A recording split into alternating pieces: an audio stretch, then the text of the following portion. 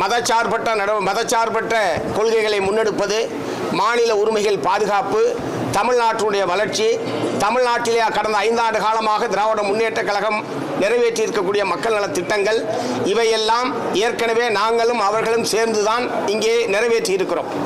அந்த வகையில் இனி வருங்காலத்திலும் மதவெறி சக்திகளுக்கு எதிராக ஒன்றிய பிஜேபி அரசாங்கம் மாநில உரிமைகளை பறிக்கிற போது திராவிட முன்னேற்ற கழகத்தோடு இணைந்து மாநில உரிமைகளை பாதுகாப்பது, மதவெறி நடவடிக்கைகளுக்கு எதிராக சேர்ந்து போராடுவது என்கிற அந்த போராட்டம், உறவு என்பது தொடரும்.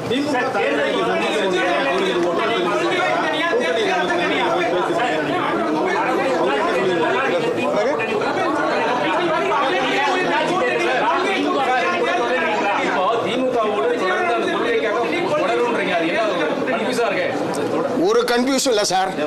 தாவேக ஆட்சி அமைப்பதற்கு ஆதரவு, மற்றபடி